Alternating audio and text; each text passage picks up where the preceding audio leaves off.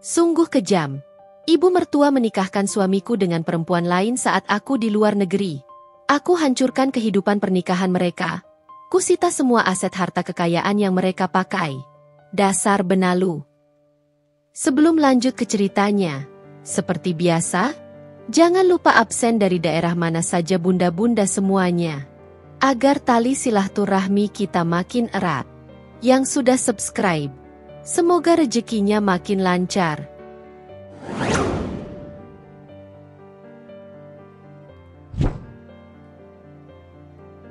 Rani membenamkan wajahnya dalam pelukan hangat Andi, seolah ingin menyerap setiap atom kebersamaan mereka sebelum waktu memisahkan. Aroma parfum Andi yang maskulin bercampur dengan aroma kopi pahit yang baru ia seduh, menciptakan kombinasi yang akan selalu menjadi penanda perpisahan ini dalam ingatannya. Bandara Soekarno-Hatta pagi itu ramai, namun bagi Rani dan Andi, dunia seolah menyempit hanya pada lingkaran pelukan mereka. Kamu hati-hati di sana, ya. Jangan lupa kabarin aku setiap saat. Bisik Andi, suaranya sedikit serak. Jemarinya membelai lembut rambut Rani yang tergerai. Wajahnya menunjukkan luka yang mendalam. Mereka telah menikah 5 tahun. 5 tahun yang dipenuhi pasang surut.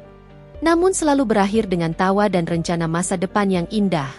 Rani akan berangkat ke London, mengikuti program beasiswa penuh untuk S2 di bidang arsitektur lanskap, sebuah impian yang mereka bangun berdua. Ini bukan hanya untuk karir Rani, tapi juga untuk masa depan finansial keluarga kecil mereka. Mimpi memiliki rumah dengan taman luas yang dirancang sendiri oleh Rani, tempat anak-anak mereka kelak bisa berlarian bebas, selalu menjadi bahan obrolan bantal mereka. Tentu, sayang, kamu juga jaga diri baik-baik di sini. Jaga rumah, jaga kucing kita. Rani mencoba tersenyum, meski matanya mulai berkaca-kaca. Dan jaga hatimu, untukku.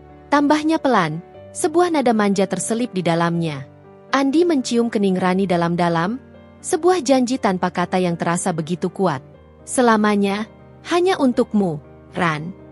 Andi bukan tipikal pria romantis yang pandai merangkai kata, tapi kesetiaannya selama ini tidak pernah diragukan Rani. Sejak awal pacaran hingga menikah, Andi selalu ada, menjadi sandaran, pendengar setia, dan mitra dalam setiap keputusan. Rani tahu persis bagaimana Andi bekerja keras di kantor kontraktornya, sering pulang larut demi mengejar target proyek. Ia percaya penuh pada suaminya. Itulah mengapa keputusan untuk meninggalkan Andi sementara waktu, meski berat, terasa sedikit lebih ringan karena keyakinan itu. Namun, ada satu awan kecil yang selalu menggantung di langit pernikahan mereka. Bu Lastri, ibu mertua Rani. Sejak awal, Bu Lastri tidak pernah sepenuhnya merestui Rani. Bagi Bu Lastri, Rani yang berasal dari keluarga sederhana dan mandiri, tidak sepadan dengan Andi yang merupakan anak tunggal dan pewaris tunggal usaha kontraktor keluarga. Bu Lastri selalu menginginkan Andi menikahi Vina, anak rekan bisnisnya yang kaya raya dan berlatar belakang ningrat. Seharusnya kamu tidak pergi sejauh itu, Rani. Nanti kalau Andi kenapa-kenapa di sini siapa yang urus? Ucapan Bu Lastri saat pamitan terakhir di rumah, sehari sebelumnya, masih terngiang. Nada suaranya selalu mengandung sindiran halus, yang meski diabaikan Rani, kadang menusuk juga. Andi selalu membela Rani. Ibu, Rani pergi untuk kebaikan kita semua. Aku bisa jaga diri, dan aku akan sering-sering jenguk Rani nanti. Jenguk? Jauh begitu. Habis uang saja, dengus Bu Lastri, membuat suasana selalu tegang setiap kali mereka bertemu. Namun, Rani selalu berusaha bersabar. Ia percaya, dengan menunjukkan kesetiaan pada Andi dan kemampuan dirinya, lambat laun hati Bu Lastri akan luluh. Panggilan terakhir untuk penumpang tujuan London terdengar. Rani harus pergi. Dengan berat hati, ia melepaskan pelukan Andi. Matanya bertemu dengan mata suaminya, mencari kekuatan terakhir. Ada campuran cinta, kesedihan, dan janji yang tak terucapkan di sana. Rani tersenyum tipis, memaksakan diri, lalu berbalik melangkah menuju gerbang keberangkatan. Setiap langkah terasa berat, meninggalkan separuh hatinya di Indonesia, bersama Andi, dan harapan akan masa depan yang telah mereka rancang bersama. Ia tidak tahu, bahwa di balik senyum perpisahan itu, sebuah badai mengerikan tengah menanti untuk menghantam kehidupannya yang tenang. Badai yang akan menguji batas kesabaran, kekuatan, dan tekadnya. Bulan-bulan pertama di London terasa bagai mimpi yang rumit sekaligus menantang bagi Rani. Dinginnya musim gugur yang menusuk tulang, hiruk-pikuk kota metropolitan yang tak pernah tidur dengan gemerlap lampu Big Ben yang ikonik di kejauhan, serta beban perkuliahan S2 di bidang arsitektur lanskap yang menguras energi dan pikiran, semuanya menuntut adaptasi penuh. Rani harus membagi fokusnya antara membaca jurnal ilmiah tebal, mendesain lanskap digital di studio kampus, dan berjuang dengan aksen British yang kadang membuatnya salah paham. Namun, semangat Rani tak pernah luntur. Setiap pagi, ia bangun dengan tekad baru, memikirkan masa depan cerah yang menanti bersama Andi. Mimpi tentang rumah dengan taman luas yang dirancangnya sendiri, tempat anak-anak mereka kelak bisa berlarian bebas, adalah bahan bakarnya. Panggilan video rutin dengan Andi adalah oasisnya di tengah padang gurun kesibukan. Biasanya, mereka akan menghabiskan setidaknya 1 jam setiap malam, terkadang hingga dini hari di London karena perbedaan waktu. Senyum Andi di layar ponsel, tawarnya saat ia bercerita tentang dosennya yang eksentrik, atau keluhan manja tentang tugas yang menumpuk, semuanya adalah bahan bakar untuk menjaga semangatnya tetap membara. Gimana kerjaanmu hari ini, sayang? Pasti pusing, ya, dengan proyek barunya? Tanya Rani suatu malam, saat mereka melakukan panggilan video. Wajah Andi terlihat sedikit lelah. Ada lingkaran hitam tipis di bawah matanya. Namun senyumnya masih sama, atau setidaknya begitu pikir Rani awalnya. Lumayan, Ran. Proyek baru lumayan bikin pusing. Tapi sejauh ini lancar, kok. Tinggal finalisasi desain. Habis itu masuk tahap pembangunan. Jawab Andi, mencoba terdengar ceria, namun Rani menangkap nada sedikit tegang di suaranya. Kamu gimana? Jangan terlalu diforsir belajarnya. Ingat istirahat. Kesehatanmu penting. Pasti. Ini demi kita juga. Kok? Biar nanti kita bisa wujudkan taman impian itu. Rani tersenyum, hatinya menghangat, mencoba mengabaikan getaran aneh yang baru saja ia rasakan. Namun, perlahan, getaran aneh itu mulai menguat dan mengusik ketenangan Rani. Awalnya hanya samar, seperti riak kecil di permukaan air yang tenang, tapi kini mulai membentuk gelombang. Frekuensi panggilan video Andi mulai berkurang drastis. Dari setiap malam, menjadi 2 kali seminggu, lalu hanya sesekali. Pesan singkat yang biasanya langsung dibalas, kini butuh waktu berjam-jam, bahkan hari, untuk mendapat balasan. Alasan yang diberikan Andi pun mulai terdengar klise dan sering diulang. Sibuk banget di proyek, ini lagi di lapangan terus, sinyal jelek di lokasi, atau ketiduran saking capeknya sampai HP nggak kedengaran. Rani mencoba menepis pikiran negatif. Ia tahu Andi memang pekerja keras, dan mungkin proyeknya benar-benar menyita waktu. Ia juga berusaha memahami bahwa perbedaan zona waktu yang signifikan membuat koordinasi komunikasi menjadi sulit.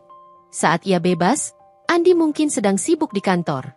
Namun, naluri seorang istri tak bisa dibohongi. Ada sesuatu yang berubah. Kehangatan dalam suara Andi perlahan memudar, digantikan oleh nada yang terdengar buru-buru atau bahkan sedikit canggung. Obrolan mereka tak lagi sedalam dulu, seolah ada dinding tak kasat mata yang mulai memisahkan mereka. Andi tak lagi detail menceritakan hari-harinya, dan pertanyaan Rani tentang hal-hal kecil seperti makanan apa yang ia makan atau apakah ia sudah mengunjungi orang tuanya, sering dijawab singkat. Kok kamu jadi jarang video call? Sayang, aku kangen banget. Rani pernah merengek suatu malam, matanya memancarkan kerinduan. Maaf, Ran. Ini lagi banyak meeting. Nanti ya, kalau sudah agak longgar aku janji video call lebih lama. Jawab Andi, tapi janji itu tak kunjung ditepati.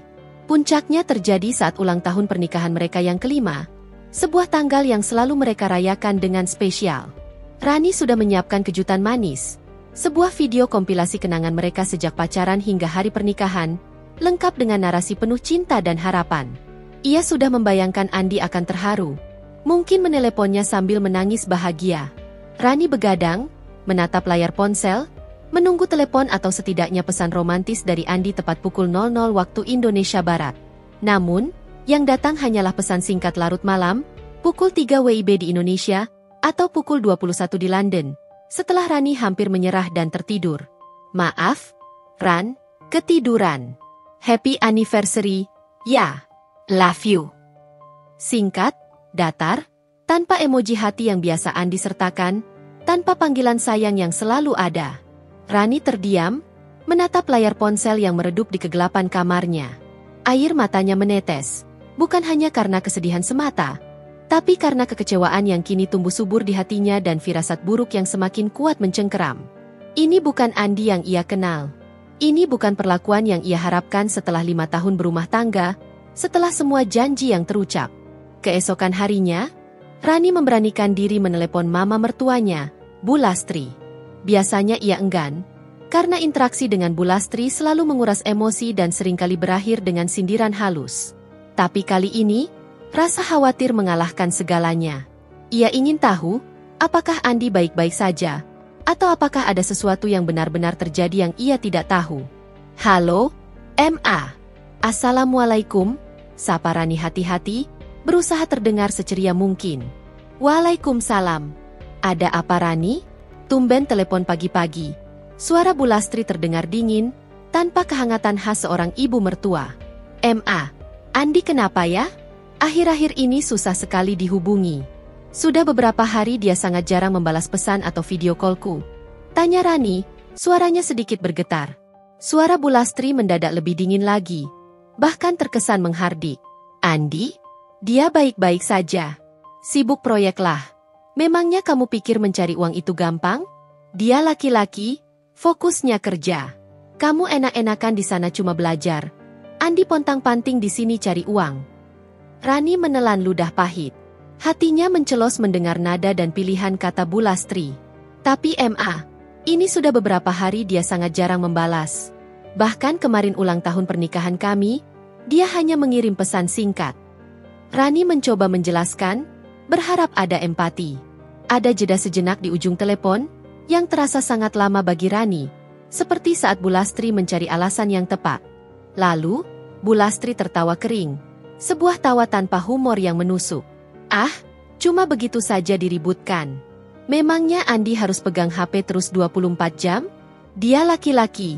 Ran, fokusnya kerja. Kamu terlalu manja. Jauh di sana pikirannya masih saja macam-macam. Jawaban itu tidak menenangkan Rani sedikit pun. Justru sebaliknya, menambah kegelisahan yang tak tertahankan. Sikap Bu Lastri yang terlalu defensif, bahkan terkesan mengecilkan kekhawatiran Rani, terasa sangat aneh.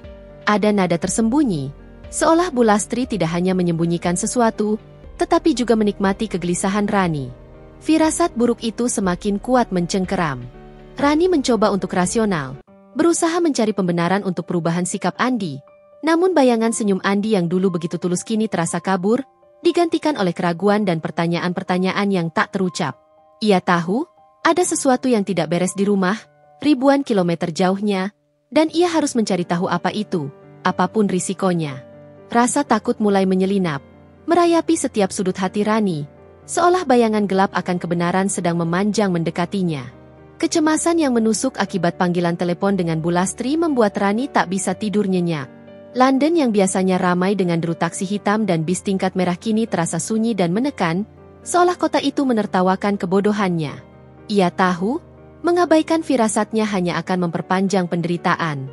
Ada yang tidak beres, dan ia harus mengetahuinya.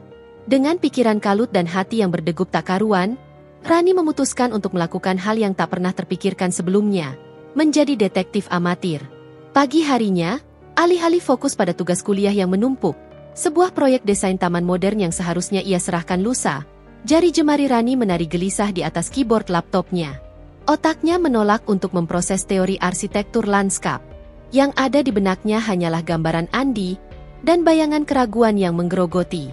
Ia mulai menjelajahi dunia maya, mencari jejak-jejak yang mungkin terlewat.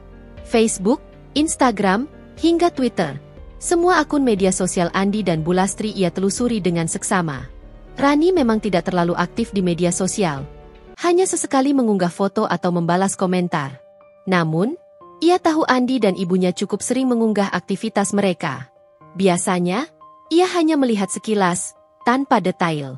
Tapi kali ini, setiap unggahan, setiap tag, setiap komentar menjadi petunjuk yang harus dianalisis dengan cermat, seolah ia sedang mengurai benang kusut sebuah konspirasi. Awalnya, tak ada yang aneh. Unggahan Andi masih seputar proyek kantornya, foto-foto struktur bangunan yang sedang dikerjakan, selfie dengan helm proyek dan safety vest di lokasi pembangunan, atau pemandangan jalanan Jakarta yang macet dari jendela mobilnya. Komentar-komentar dari teman-temannya pun normal, seputar pekerjaan atau sekadar candaan laki-laki. Rani menarik napas, sedikit lega. Mungkin kecemasannya hanya ilusi. Namun, saat Rani membuka akun Instagram Bu Lastri, ada sesuatu yang langsung mengganjal. Bu Lastri, yang biasanya hanya mengunggah foto-foto pengajian rutinnya, resep masakan yang baru ia coba, atau liburan keluarga yang jarang, kini sering mengunggah foto-foto acara keluarga besar yang tidak biasa. Ada beberapa foto yang menampilkan Bu Lastri tersenyum lebar di samping Andi, dan di samping mereka selalu ada seorang wanita muda. Wanita itu bukan Vina, yang dulu sering disebut-sebut Bu Lastri sebagai calon menantu idaman. Wanita ini memiliki wajah oriental yang cantik dengan kulit putih bersih, rambut panjang terurai yang selalu tertata rapi, dan senyum yang ramah, bahkan terkesan malu-malu. Jantung Rani berdegup kencang, memompa darah dengan kecepatan yang membuat kepalanya pening. Ia memperbesar foto itu satu persatu. Detail demi detail ia perhatikan. Di salah satu foto, yang tampak seperti pesta resepsi pernikahan, bukan pernikahan Andi dan Rani, itu sudah pasti. Wanita itu berdiri di samping Andi dengan pose yang terlalu dekat, terlalu akrab untuk sekadar teman kerja atau kenalan biasa. Tangan Andi bahkan sedikit merangkul pinggang wanita itu, sebuah gestur yang hanya ia lakukan pada Rani. Matanya tertuju pada bibir Andi yang menyungging senyum. Tapi senyumnya terlihat kaku, tidak sealami senyum lepasnya saat bersama Rani. Kemudian, ia membaca komentar-komentar yang membuat seluruh tubuhnya menegang. Akun bernama Tante Lia menulis, "Wah, Mbak Sita cantik sekali bersanding dengan Andi. Selamat ya, semoga lancar acaranya." Lalu, ada komentar lain dari Om Bayu. "Sudah cocok. Kapan nyusul nih pelaminan berikutnya?" Dan yang paling mengerikan, Bu Lastri membalas beberapa komentar itu dengan emoji senyum dan hati, tanpa mengoreksi atau menyanggah. Seolah-olah komentar-komentar itu adalah hal yang benar dan membanggakan baginya. Nama, Sita. Nama itu terdengar asing bagi Rani. Ia tak pernah mendengar Andi menyebut nama itu sebelumnya, bahkan dalam obrolan kasual. Sebuah rasa dingin menjalar dari tulang ekornya hingga ke ubun-ubun. Apakah ini yang disembunyikan Andi dan mertuanya? Apakah Bu Lastri mencoba menjodohkan Andi lagi? Tapi mengapa ada komentar, kapan nyusul? Atau, bersanding, jika mereka hanya dijodohkan? Atau apakah sesuatu yang jauh lebih buruk telah terjadi? Sebuah skenario mengerikan mulai terbayang, meski Rani berusaha keras menepisnya. Rani mencoba mencari akun Sita. Tidak mudah, karena nama itu cukup umum. Setelah beberapa kali mencoba kombinasi nama depan dan nama keluarga yang mungkin, ia teringat nama Wijaya dari sebuah unggahan lama yang memuji keluarga Bu Lastri. Akhirnya ia menemukan akun Instagram dengan nama lengkap, Sita Wijaya. Profilnya tidak dikunci. Jari Rani gemetar saat menekan tombol, lihat profil. Seolah ia sedang membuka kotak Pandora yang berisi kehancuran. Dan di sanalah, di layar laptopnya, dunia Rani hancur untuk kedua kalinya, lebih parah dari yang pertama. Unggahan terbaru Sita adalah serangkaian foto pernikahan. Di foto pertama, Sita mengenakan kebaya putih elegan dengan riasan pengantin yang sempurna, tersenyum lebar dan bahagia ke arah kamera, memancarkan aura pengantin baru. Di sampingnya, berdiri Andi, suaminya, lengkap dengan beskap dan belangkon yang mewah. Senyumnya kali ini terlihat begitu tulus, begitu bahagia, jauh lebih lepas dari senyum kaku yang Rani lihat di video call terakhir mereka. Mereka tampak seperti sepasang pengantin baru yang sedang dimabuk asmara. Tanggal unggahan itu? 3 minggu yang lalu. Sekitar waktu di mana komunikasi Andi mulai merenggang drastis, dan beberapa hari sebelum ulang tahun pernikahan Rani dan Andi yang kelima. Dunia Rani berputar, lalu berhenti secara tiba-tiba, seolah ia berada di tengah pusaran badai yang mematikan. Udara di kamarnya tiba-tiba terasa tipis, menyesakkan paru-parunya. Foto itu seperti pukulan telak di ulu hatinya, lebih sakit dari apapun yang pernah ia rasakan. Itu bukan mimpi buruk, itu nyata. Andi, suaminya, pria yang mengucapkan janji setia di hadapan Tuhan dan keluarga, pria yang ia tinggalkan demi masa depan mereka, kini berdiri di pelaminan dengan wanita lain. Air mata membanjiri wajah Rani, panas dan asin. Tubuhnya limbung. Laptop hampir terjatuh dari pangkuannya jika tidak ia cengkeram erat. Tenggorokannya tercekat, Tak ada suara yang bisa keluar selain isakan pilu yang tertahan. Rasanya seperti ribuan jarum membakar dan menusuk hatinya secara bersamaan. Pengkhianatan, kebohongan, penghinaan, kejut. Kata-kata itu berputar-putar di kepalanya bagai mantra kematian. Ibu mertuanya ia pasti terlibat. Bagaimana mungkin ibunya membiarkan ini terjadi? Bahkan mungkin merencanakannya tanpa sepengetahuan Rani? Rani memegang dadanya yang sakit, mencoba bernapas teratur, namun napasnya tersengal-sengal. Ia melihat lagi foto itu. Berulang kali. Setiap kali melihatnya, rasa sakitnya bertambah. Senyum Andi tampak begitu bebas, begitu tulus di foto pernikahan bersama Sita dibanding saat terakhir video call dengannya. Bahkan dibandingkan senyum perpisahan mereka di bandara. Sebuah kenyataan pahit yang menusuk, mengoyak-ngoyak sisa-sisa harapannya. Ia dikhianati, dipermainkan, dan semua ini terjadi di belakang punggungnya. Saat ia sibuk mengejar mimpi yang ternyata hanya untuknya sendiri. Kepala Rani mendadak dipenuhi kilasan masa lalu. Janji Andi di bandara, senyum manisnya, pelukan hangatnya, rencana masa depan mereka. Semuanya terasa seperti lelucon kejam. Sebuah sandiwara yang ia tidak sadari sedang ia mainkan. Kemudian, kilasan ucapan Bu Lastri yang dingin dan meremehkan, "Kamu enak-enakan di sana cuma belajar," dan tawa keringnya yang menusuk. Kini Rani mengerti. Mereka semua tahu.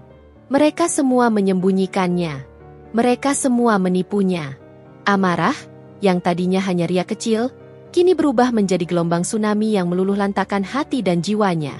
Namun, di tengah kehancuran itu, ada percikan api yang menyala, tekad. Ia harus pulang. Segera. Dan bukan untuk berdamai. Ia akan kembali untuk menghadapi mereka, menuntut semua yang menjadi haknya, dan membuat mereka merasakan sebagian kecil dari kehancuran yang telah mereka ciptakan. Rani tak ingat berapa lama ia meringkuk di lantai dingin kamarnya. Laptop masih menyala, menampilkan foto pengkhianatan yang tak kunjung hilang dari retina matanya. Udara dingin London yang menusuk tidak sebanding dengan rasa beku yang menjalar di sekujur tubuhnya. Air mata sudah mengering, menyisakan jejak asin dan perih di pipinya yang bengkak dan memerah. Pikirannya kosong, namun sekaligus riuh oleh ribuan pertanyaan yang tak ada jawabannya. Berulang kali menuntut penjelasan yang tak mungkin ia dapatkan dari siapapun selain mereka yang telah mengkhianatinya. Bagaimana bisa? Mengapa Andi, suaminya, pria yang mengucapkan janji suci di hadapan Tuhan dan keluarga, tega melakukan ini? Dan Bu Lastri, ibu mertua yang selalu ia hormati, meski sering menaruh curiga dan terkadang melontarkan sindiran tajam, kini terbukti menjadi dalang utama dari kehancuran ini. Rasa sakit itu begitu dalam, seolah ada lubang menganga di dadanya, tempat jantungnya dulu berdetak penuh cinta. Perlahan, tubuh Rani mulai merasakan nyeri di setiap persendian, nyeri fisik karena kedinginan yang menusuk tulang, tapi semua itu tak sebanding dengan nyeri hati yang terasa amat perih dan menyesakan. Ia bangkit, tertatih menuju kamar mandi. Di depan cermin, ia melihat pantulan dirinya. Wajahnya pucat pasi, mata sembab dan merah seperti habis menangis berhari-hari, rambut acak-acakan, dan bibir yang pecah-pecah. Bukan Rani yang biasanya tegar dan penuh semangat, yang selalu tampil rapi dan percaya diri. Ia terlihat hancur, layaknya puing-puing bangunan yang baru saja diterjang badai. Melihat kondisi dirinya yang menyedihkan, sebuah percikan api tiba-tiba muncul di antara puing-puing hatinya yang hancur. Bukan percikan harapan, melainkan api amarah. Amarah yang membakar habis rasa sedih, kecewa, dan semua penyesalan.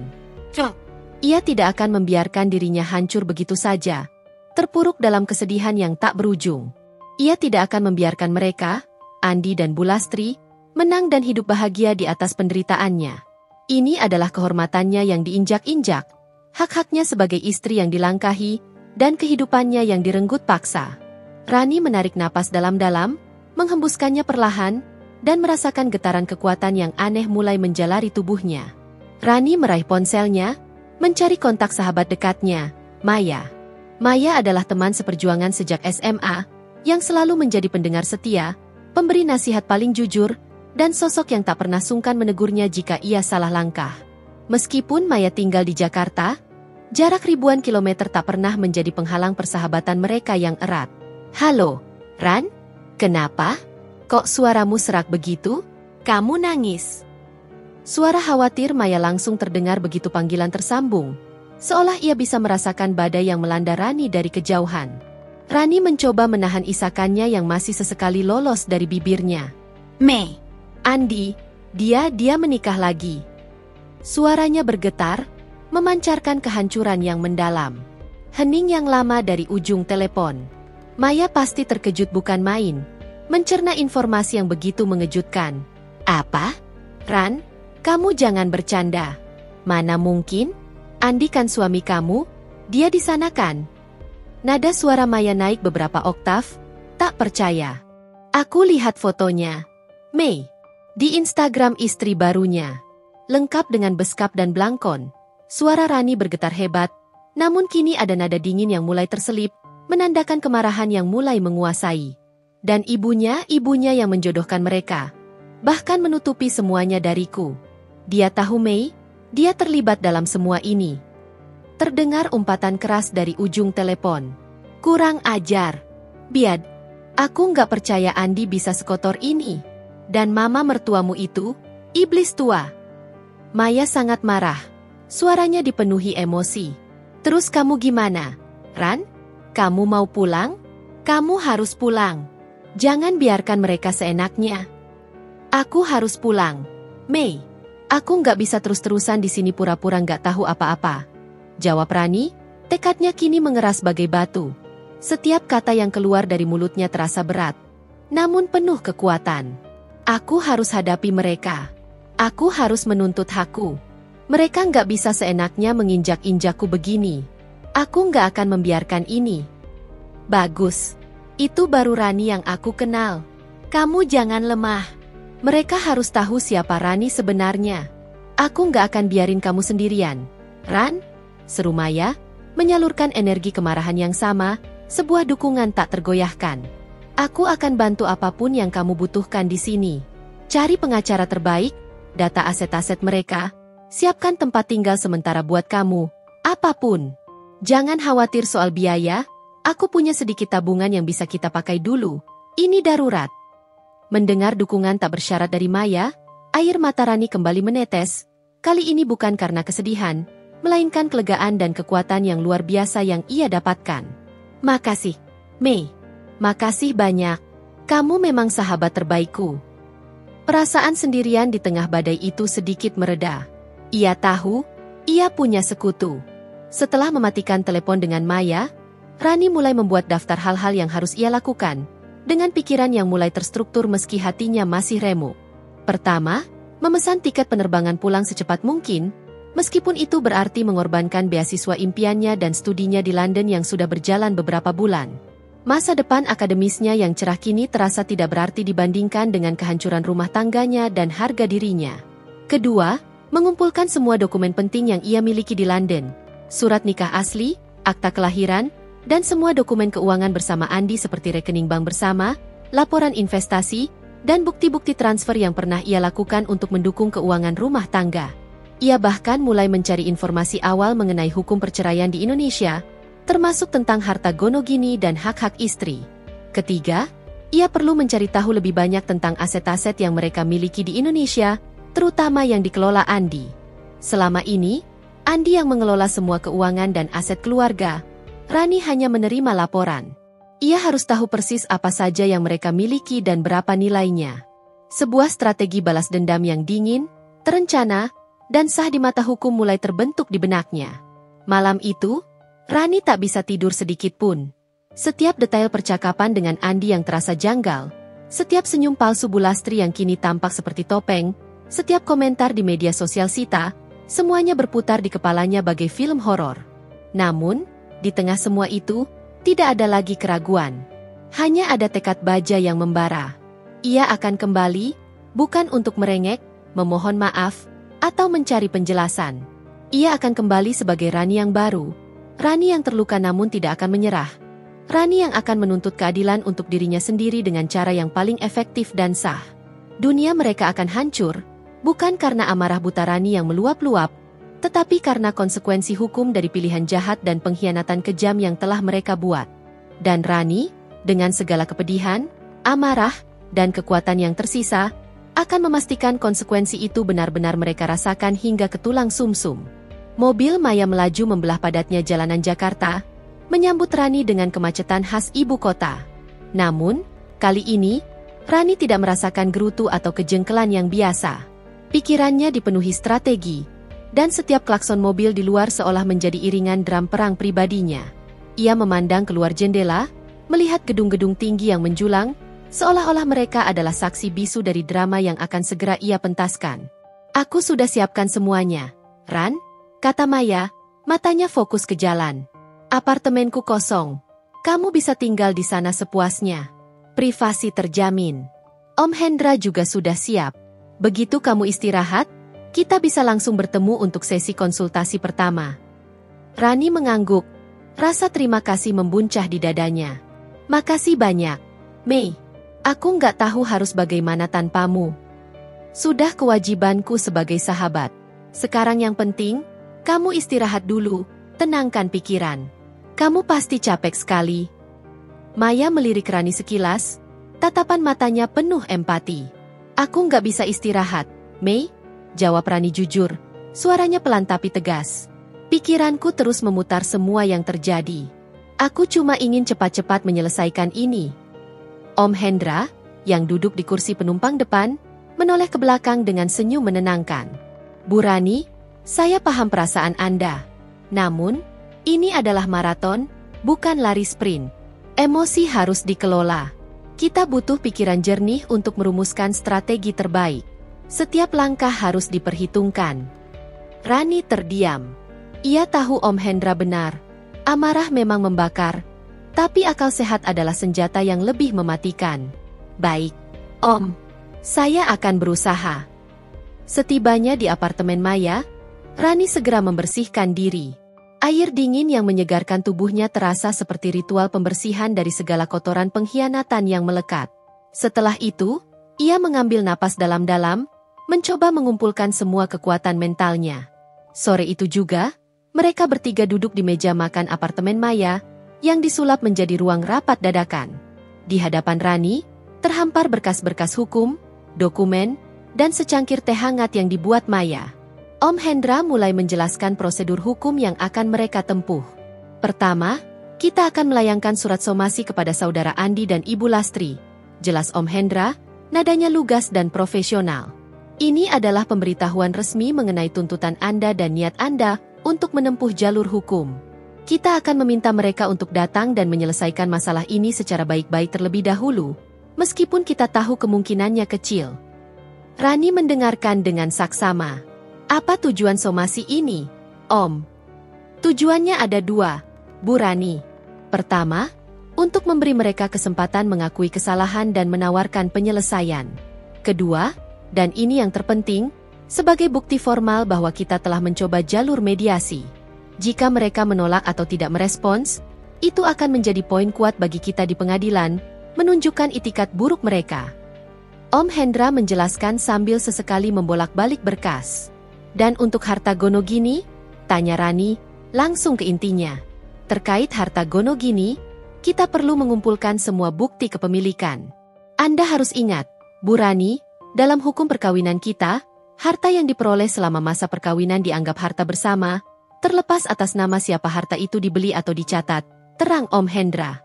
Saya membutuhkan daftar lengkap aset yang Anda ketahui. Rumah, tanah, kendaraan, rekening tabungan, deposito, saham perusahaan Andi, hingga barang berharga di rumah.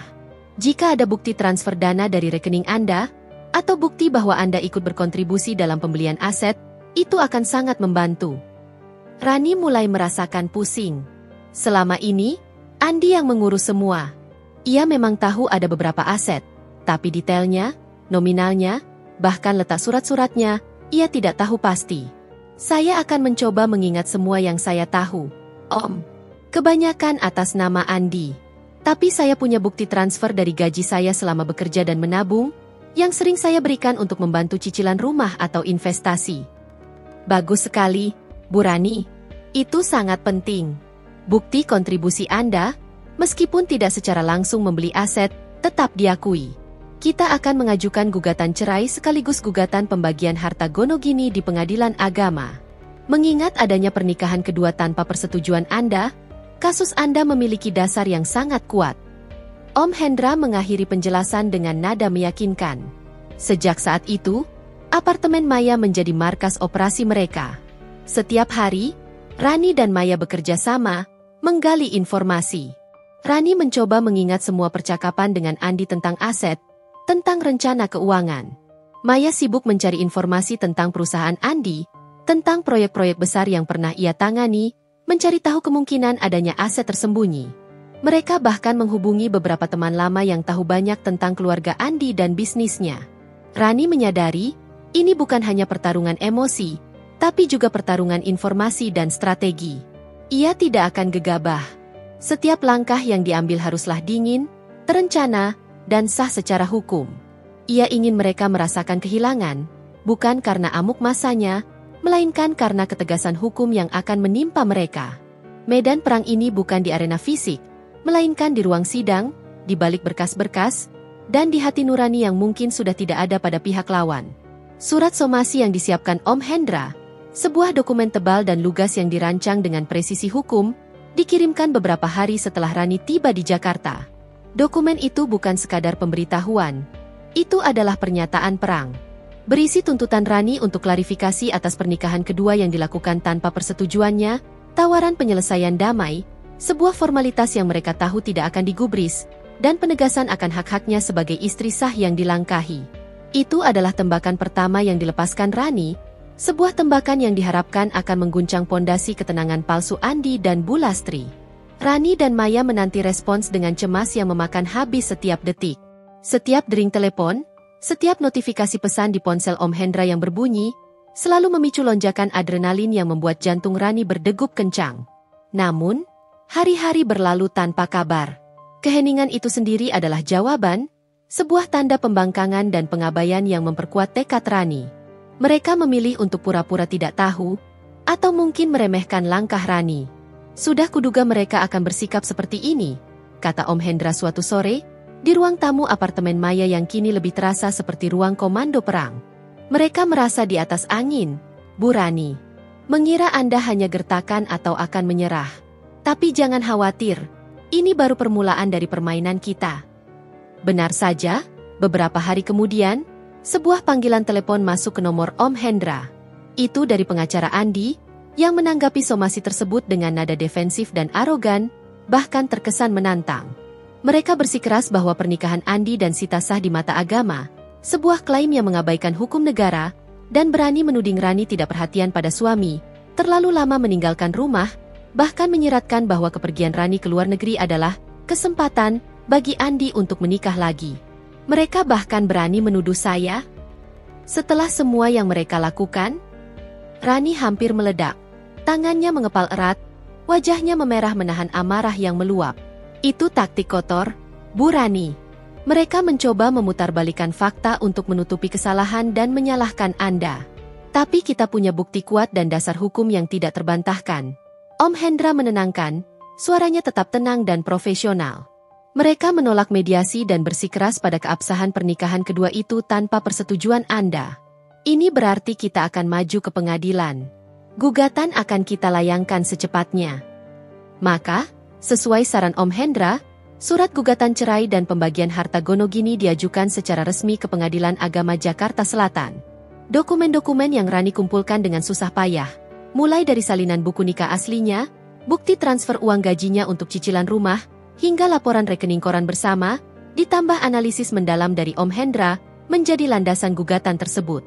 Rumah yang mereka tinggali di kawasan elit Jakarta Selatan, 2 unit apartemen investasi di pusat kota, beberapa bidang tanah kosong di pinggir kota yang direncanakan untuk pengembangan, rekening bank bersama, deposito, hingga sebagian saham di perusahaan kontraktor Andi, semuanya tercantum dalam daftar aset yang harus dibagi. Nominalnya fantastis, hasil kerja keras Rani dan Andi selama 5 tahun pernikahan, dan kini Rani merasa berhak penuh atas separuhnya. Berita gugatan ini, yang diserahkan secara resmi oleh jurusita pengadilan langsung ke alamat Andi dan Bu Lastri, akhirnya meledak seperti bom di kediaman mereka. Rani membayangkan ekspresi terkejut, marah, dan panik di wajah mereka. Dan ia tidak salah. Beberapa hari kemudian, saat Rani sedang membantu Maya menata berkas-berkas, ponselnya berdering. Nomor tak dikenal. Rani ragu. Namun instingnya mengatakan ia harus mengangkatnya. Begitu ia menekan tombol jawab, suara melengking Bu Lastri langsung menyerbu telinganya, seolah speaker ponselnya pecah. Rani, dasar perempuan tidak tahu diri. Kamu pikir apa yang kamu lakukan ini? Berani-beraninya kamu menggugat Andi dan menuntut harta. Kamu mau menghancurkan masa depan anakku? Teriak Bu Lastri. Suaranya dipenuhi amarah yang membara, memuntahkan semua kekesalan yang selama ini tertahan. Kamu itu benalu. Pergi ke luar negeri enak-enakan, menghilang tanpa kabar, sekarang tiba-tiba muncul seperti hantu menuntut ini itu. Kamu mau menghancurkan kebahagiaan Andi dan Sita. Rani menarik napas dalam, mencoba menenangkan diri, meski jantungnya berdebar kencang. Ini adalah konfrontasi pertama mereka secara langsung sejak ia mengetahui kebenaran pahit itu. Ia harus menunjukkan bahwa ia bukan lagi Rani yang mudah ditindas. Saya tidak menghilang, Bu. Saya pergi untuk menuntut ilmu demi masa depan kami, masa depan yang sudah kita rencanakan. Yang menghilang adalah suami saya, yang tiba-tiba menikah lagi di belakang saya tanpa persetujuan sah dari saya sebagai istri pertamanya. Suara Rani tenang, dingin, dan penuh ketegasan, sebuah kontras tajam dengan histeria Bu Lastri. Jangan banyak bicara. Kamu itu istri durhaka. Kami ini sudah sah menikah. Kamu tidak punya hak apa-apa lagi. Andi sudah menceraikanmu secara agama. Bu Lastri semakin kalap. Suaranya meninggi hingga serak. Ada desakan kepanikan yang tersembunyi di balik amarahnya. Saya istri sah pertama, Bu. Dan di mata hukum negara, pernikahan kedua tanpa persetujuan istri pertama adalah ilegal. Pernikahan saya dengan Andi belum diceraikan secara hukum. Jawab Rani, setiap kata diucapkan dengan penekanan, seperti menjatuhkan palu godam.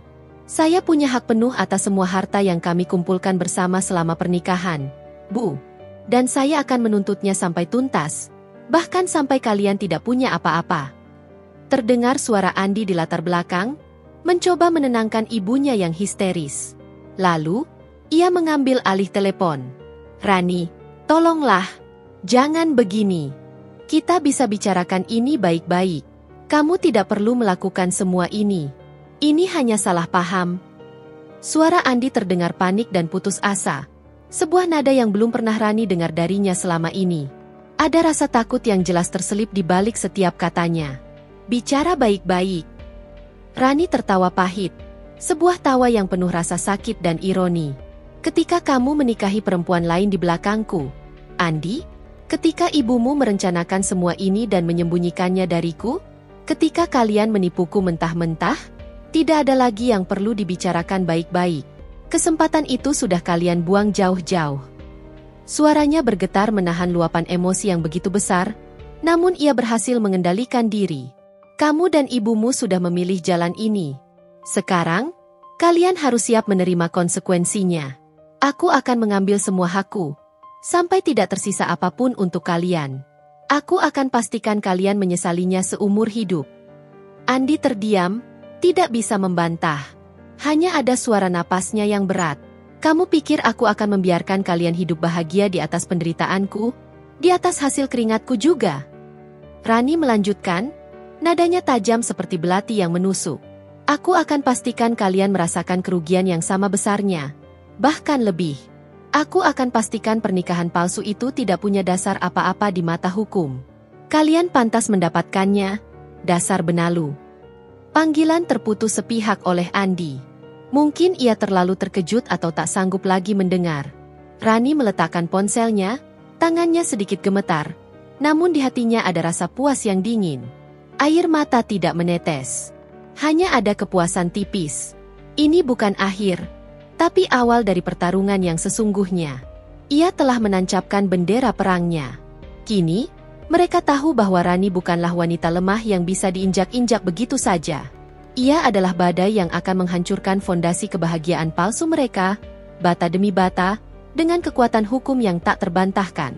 Hari persidangan pertama tiba. Udara di luar gedung Pengadilan Agama Jakarta Selatan terasa panas dan lembab, diselimuti polusi khas ibu kota. Namun di dalam ruang tunggu yang ber-AC, suasana terasa beku. Rani datang ditemani Maya dan Om Hendra, benteng pertahanannya. Ia mengenakan setelan blazer hitam yang rapi dan elegan, rambutnya diikat cepol rendah, wajahnya dipoles tipis dengan riasan minimalis, menampilkan kesan profesionalisme yang dingin dan ketenangan yang mengintimidasi. Tidak ada jejak air mata, tidak ada kerapuhan yang terlihat dari luar.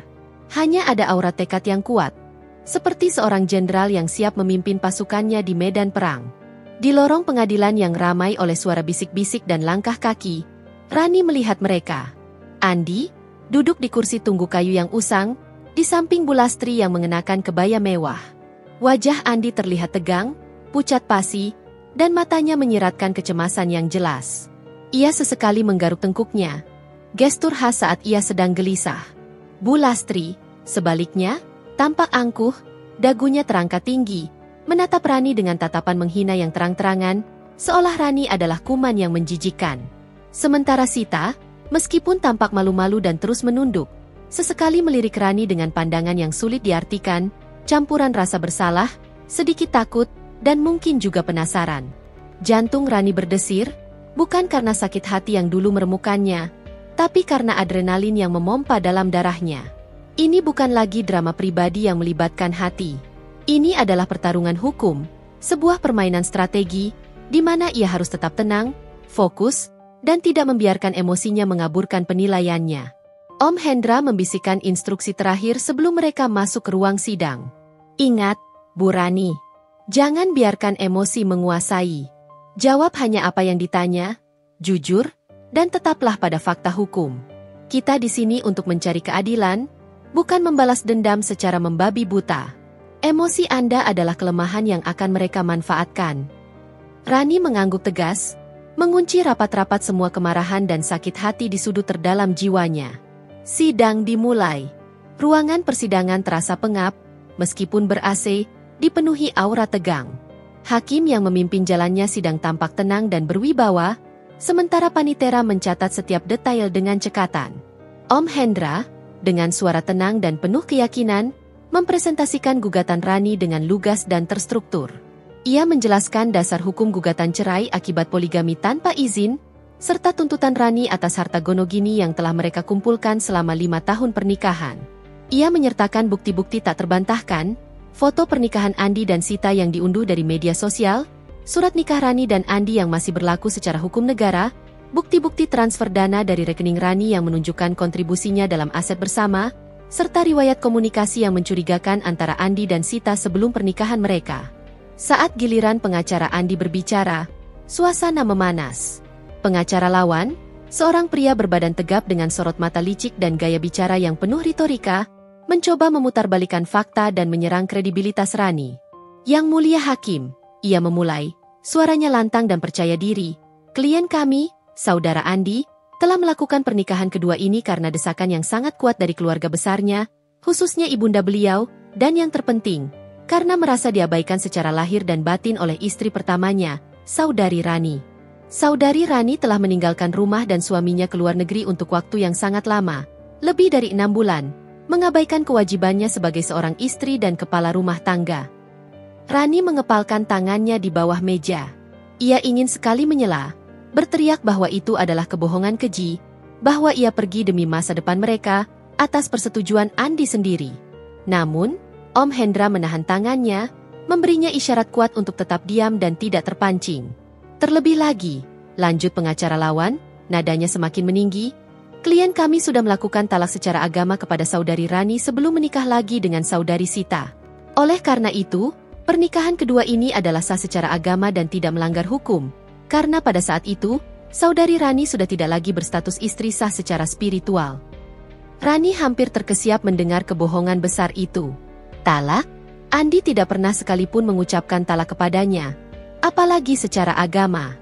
Ini adalah fitnah terang-terangan yang bertujuan untuk membenarkan tindakan bejat mereka. Ia menoleh ke arah Andi, yang kini menunduk, tidak berani menatap matanya, wajahnya semakin pucat.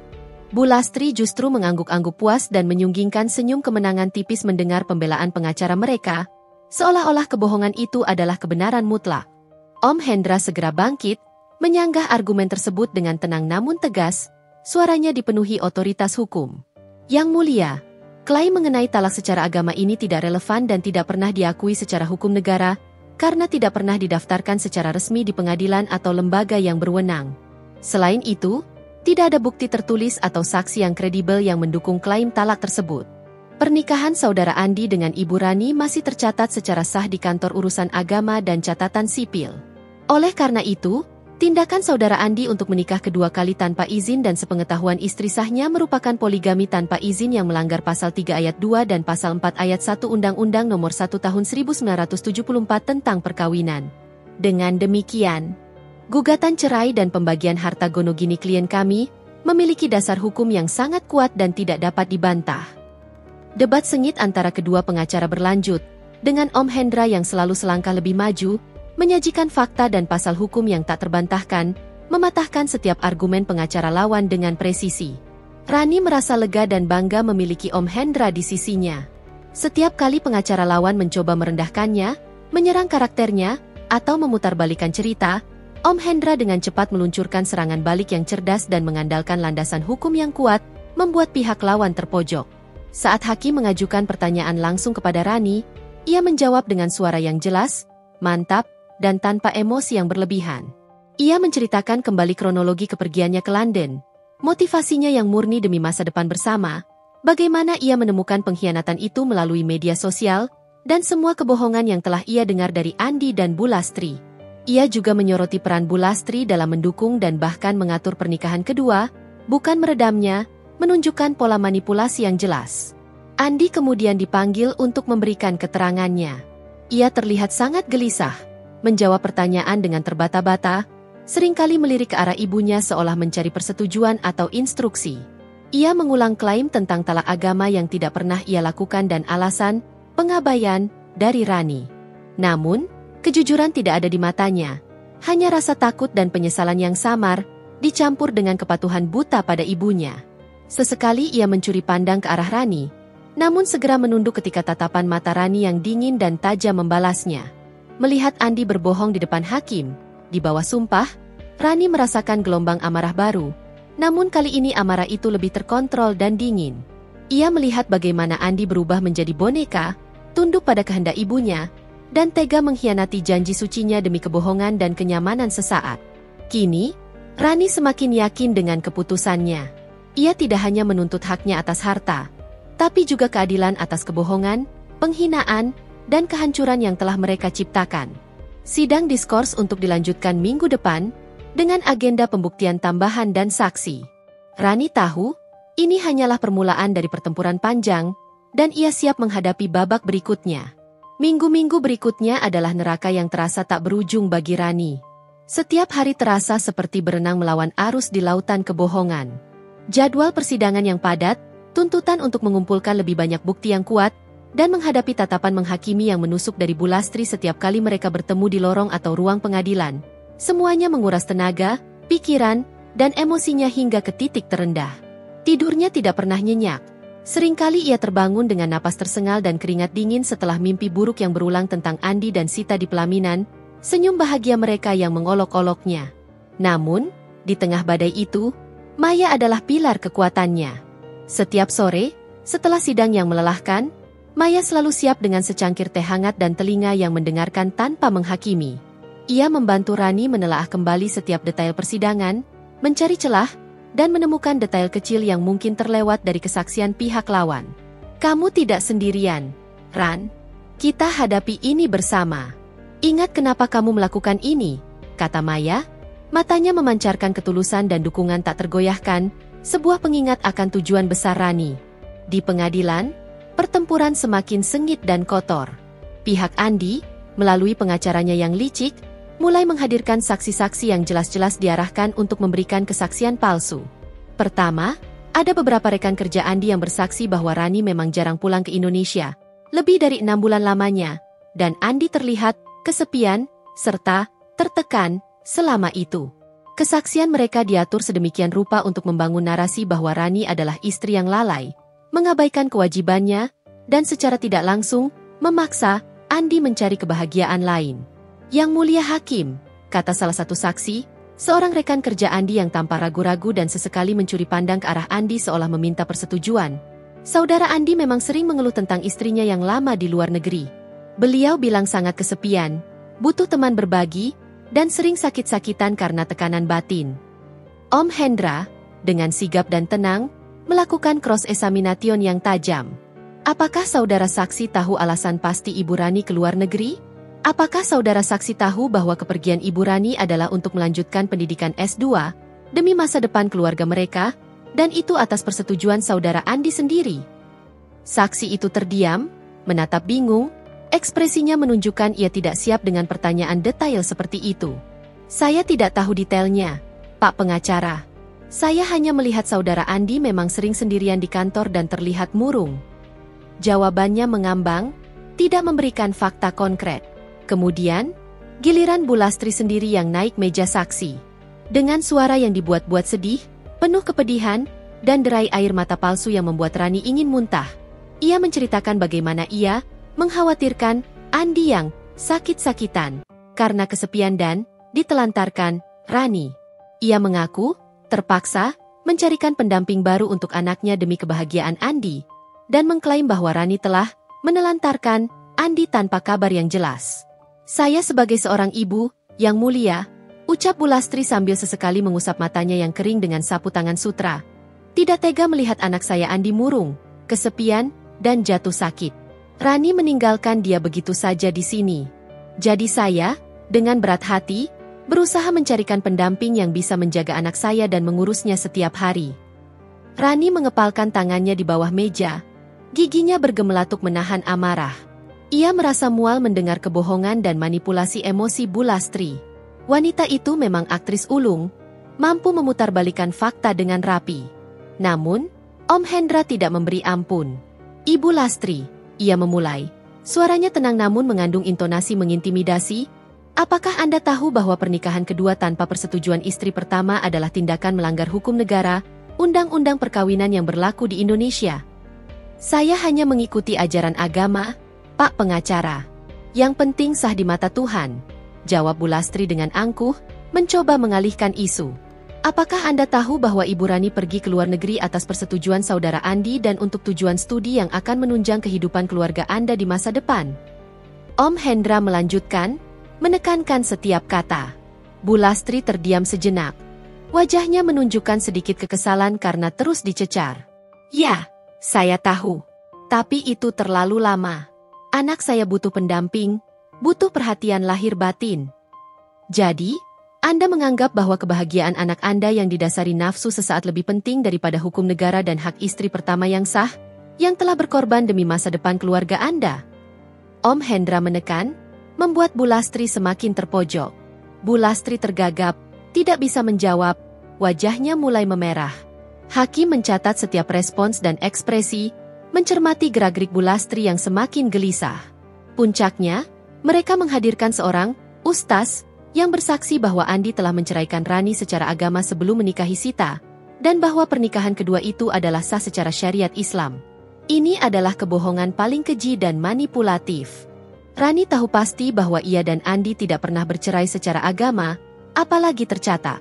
Andi bahkan tidak pernah mengucapkan talak sama sekali. Yang mulia Hakim, Om Hendra langsung menyanggah dengan suara tegas. Kami keberatan dengan kesaksian ini. Tidak ada bukti sah atau pencatatan resmi dari talak yang disebutkan oleh saksi maupun pihak tergugat.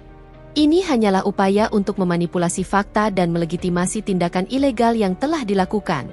Dalam sistem hukum Indonesia, pernikahan dan perceraian harus dicatat secara resmi untuk memiliki kekuatan hukum yang sah dan mengikat. Hakim pun meminta bukti konkret dari pihak Andi mengenai talak tersebut. Mereka tidak bisa menyediakannya. Hanya berdalih, itu urusan agama. Tidak perlu dicatat, cukup dengan lisan. Argumentasi lemah ini langsung dipatahkan oleh Om Hendra yang menjelaskan bahwa dalam sistem hukum Indonesia, khususnya pengadilan agama, proses perceraian lisan pun harus tetap didaftarkan dan diverifikasi untuk memiliki legalitas hukum dan melindungi hak-hak istri.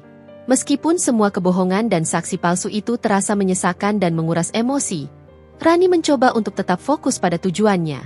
Setiap kebohongan yang mereka lontarkan adalah bukti kepanikan, menunjukkan bahwa mereka merasa terpojok dan kebenaran ada di pihak Rani. Dan itu adalah sebuah kemenangan kecil bagi Rani, di tengah badai kebohongan yang coba mereka ciptakan. Rani harus tetap teguh, karena ia tahu, kebenaran ada di pihaknya, dan keadilan akan segera berpihak kepadanya. Setelah sidang yang melelahkan dengan kesaksian palsu yang diatur rapi oleh rekan kerja Andi dan manipulasi emosi yang keji dari Bu Lastri, Rani merasa terkuras habis hingga ke tulang sumsum. Setiap kata bohong yang terlontar dari mulut mereka bagai tusukan tajam yang mengoyak luka lamanya, memperparah kehancuran hatinya. Rasa sakit itu, yang sempat ia tekan dalam-dalam, kini kembali menyeruak. Malam itu, di apartemen Maya yang terasa sunyi, pertahanan yang ia bangun selama di pengadilan runtuh sepenuhnya. Bagaimana bisa mereka begitu tega? Mei? Suara Rani serak, hampir tak terdengar, air mata yang selama ini ia tahan akhirnya tumpah ruah membasahi bantal. Ia memeluk guling erat-erat, tubuhnya bergetar hebat, tak sanggup menahan beban emosional yang menghantam. Aku meninggalkan semuanya. Karir, teman, kenyamanan, demi masa depan kami, demi mimpi yang kami bangun berdua. Dan sekarang, mereka memutarbalikkan fakta seolah aku yang menelantarkan. Bu Lastri, dia benar-benar iblis yang bersembunyi di balik topeng ibu mertua penyayang. Maya duduk di samping Rani, mengusap punggung sahabatnya dengan lembut dan penuh pengertian. Ia tahu kata-kata tidak akan bisa menghapus rasa sakit itu, tapi kehadirannya adalah segalanya. Aku tahu, Ran. Itu memang keji, sangat keji. Tapi ingat, itu semua hanya taktik kotor mereka. Mereka panik, mereka terpojok, makanya mereka memilih berbohong. Semakin mereka bohong, semakin jelas bagi hakim bahwa mereka bersalah dan tidak punya dasar argumen yang kuat. Maya berusaha menyalurkan ketenangan, menenangkan badai dalam diri Rani. Tapi rasanya sakit sekali. Mei, seperti dihina di depan umum, di hadapan banyak orang yang tidak tahu apa-apa. Rani terisak, napasnya tersengal-sengal. Aku jadi ragu. Apakah aku bisa melewati ini? Apakah aku cukup kuat untuk menghadapi kebohongan dan kekejaman mereka terus-menerus? Sebuah keraguan besar mulai menyelimuti hatinya, mengancam untuk menenggelamkan semua tekadnya. Mendengar keraguan itu, Maya mengeratkan pelukannya. Dengar, Rani, aku melihat sendiri bagaimana kamu berjuang. Kamu sudah jauh melangkah, lebih jauh dari yang mungkin kamu bayangkan. Kamu datang dari London sendirian, meninggalkan semuanya di sana. Kamu mengumpulkan semua bukti, bahkan yang paling kecil. Kamu berdiri tegak di pengadilan, menghadapi mereka tanpa gentar. Itu bukan tanda kelemahan. Itu tanda kekuatan luar biasa yang ada di dalam dirimu. Rasa sakit ini wajar, Ran. Ini bukti kamu manusia. Kamu punya hati. Tapi jangan biarkan sakit ini mengalahkan tekadmu. Ingat, kamu jauh lebih kuat dari yang mereka kira. Maya kemudian mengingatkan Rani tentang janji-janji manis Andi yang telah diinjak-injak, tentang bagaimana Rani berkorban untuk studinya di London, dan bagaimana semua impian masa depan mereka hancur hanya karena ego, ketidaksetiaan, dan manipulasi Bu Lastri.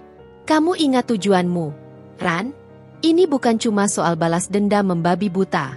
Ini soal keadilan yang harus ditegakkan. Soal hakmu yang dirampas secara tidak adil. Soal menunjukkan pada mereka bahwa tidak ada kejahatan yang bisa ditutupi selamanya, dan setiap perbuatan akan ada konsekuensinya. Bisikan kekuatan dari Maya perlahan menembus kekalutan Rani. Ia mulai menarik napas dalam-dalam, menghembuskannya perlahan, mencoba menenangkan dirinya. Ia memejamkan mata, membayangkan kembali wajah Bu Lastri yang angkuh dan Andi yang menunduk takut. Ia mengingat kebohongan-kebohongan yang mereka ucapkan dengan berani di ruang sidang. Api amarah yang sempat meredup dan tertutup kesedihan, kini kembali membara dengan intensitas yang lebih terkontrol. Bukan lagi amarah yang membabi buta, melainkan amarah yang dingin, yang memberinya dorongan untuk terus maju dan menyusun strategi balas taktis. Keesokan harinya, meskipun mata masih sedikit sembab dan ada kantung mata tipis, Rani bangun dengan tekad baru yang membaja. Ia tidak akan membiarkan kebohongan mereka mematahkan semangatnya. Justru sebaliknya, itu akan menjadi bahan bakar baginya. Ia berdiskusi panjang dengan Om Hendra, menceritakan kembali setiap detail kesaksian palsu yang ia dengar, mencoba menemukan celah atau inkonsistensi yang bisa mereka manfaatkan. Setiap kebohongan mereka adalah senjata baru bagi kita, Bu Rani, kata Om Hendra dengan nada optimis. Semakin mereka berbohong dan mencoba mengelabui, semakin mudah bagi kita untuk membuktikan bahwa mereka tidak punya argumen kuat, dan bahwa mereka adalah pihak yang tidak jujur. Kita akan persiapkan bukti tandingan yang lebih solid, saksi-saksi yang kredibel dan tidak bisa dibantah, dan kita akan menyerang mereka dengan fakta dan hukum yang tak terbantahkan. Om Hendra kemudian mulai menjelaskan rencana mereka untuk membuktikan kontribusi finansial Rani secara lebih rinci, mencari saksi yang bisa menguatkan keberadaan dan tujuan kepergian Rani ke London, serta mempersiapkan sanggahan terhadap klaim talak agama yang tak berdasar. Rani mengangguk. Ia tahu ini akan menjadi pertarungan yang panjang, melelahkan secara mental, dan mungkin menyakitkan lagi di beberapa titik. Namun, ia sudah memutuskan untuk tidak menyerah. Rasa sakit itu akan ia ubah menjadi kekuatan yang tak terkalahkan. Bisikan keraguan dari dalam dirinya kini berganti dengan bisikan tekad yang kuat. Ia akan mendapatkan apa yang menjadi haknya, seutuhnya, dan mereka akan membayar mahal atas setiap kebohongan, pengkhianatan, dan kehancuran yang telah mereka rajut. Pertarungan belum usai, dan Rani siap menghadapi babak berikutnya dengan kepala tegak dan hati yang dipenuhi strategi. Persidangan berlanjut dengan agenda pembuktian dari pihak Rani, sebuah fase krusial untuk membalikan narasi palsu yang dibangun oleh Andi dan Bu Lastri. Ruang sidang Pengadilan Agama Jakarta Selatan dipenuhi aura antisipasi yang pekat, seolah semua mata menanti gerakan selanjutnya dari Om Hendra, sang pengacara cerdas yang telah menjadi arsitek strategi Rani. Di kursi pengunjung, beberapa kerabat dekat Rani dan Maya ikut hadir, memberikan dukungan moral tak kasat mata. Om Hendra memulai serangannya dengan tenang namun mematikan. Melepaskan bukti-bukti yang telah Rani dan Maya kumpulkan dengan susah payah selama berminggu-minggu. Langkah pertamanya adalah menampilkan bukti komunikasi digital yang telah melalui analisis forensik cermat. Ia mempresentasikan screenshot percakapan WhatsApp dan riwayat panggilan telepon antara Rani dan Andi selama Rani di London. Terlihat jelas bahwa Andi masih berbicara layaknya suami yang setia, mengirimkan pesan cinta, menanyakan kabar kuliah Rani, bahkan berjanji akan menyusul liburan semester, jauh setelah tanggal pernikahannya dengan Sita. Obrolan mesra ini berlangsung hingga beberapa hari sebelum Rani menemukan foto pernikahan itu. Yang Mulia Hakim, Om Hendra menjelaskan dengan suara tegas dan lugas, membiarkan bukti itu berbicara. Bukti komunikasi ini menunjukkan dengan jelas bahwa saudara Andi tidak pernah mengisyaratkan adanya niat cerai, apalagi mengucapkan talak, kepada Ibu Rani. Sebaliknya, ia secara aktif menyembunyikan pernikahannya dengan saudari Sita, yang membuktikan adanya itikat tidak baik, penipuan, dan pelanggaran hukum yang disengaja. Klien kami ditipu dan dibohongi secara sistematis. Pihak Andi, melalui pengacaranya, mencoba menyanggah. Yang Mulia, itu hanya obrolan biasa antara suami istri yang berjauhan, dan ini adalah masalah privasi klien kami yang tidak seharusnya diekspos di depan umum. Namun, Om Hendra dengan cepat membalas, Yang Mulia, privasi tidak bisa dijadikan alasan untuk menyembunyikan tindakan melanggar hukum dan pengkhianatan terhadap ikatan perkawinan yang sah di mata negara. Fakta bahwa percakapan ini berlangsung setelah pernikahan kedua menunjukkan niat jahat untuk menipu klien kami. Bantahan telak itu membuat pengacara lawan terdiam, tak bisa membantah. Selanjutnya, giliran Om Hendra memanggil saksi kunci dari pihak Rani, yang kehadirannya telah dijaga kerahasiaannya. Saksi pertama adalah seorang notaris terkemuka yang kredibilitasnya tak diragukan di Jakarta. Notaris itu bersaksi mengenai proses pembelian rumah yang ditempati Andi dan Rani di kawasan elit Jakarta Selatan, serta 2 unit apartemen investasi di Kuningan yang kini disewakan. Saya mengkonfirmasi bahwa aset-aset properti ini dibeli pada masa pernikahan saudara Andi dan Ibu Rani, yaitu antara tahun 2020 hingga 2024, kata notaris itu dengan profesional dan lugas, merujuk pada dokumen-dokumen legal yang ia bawa.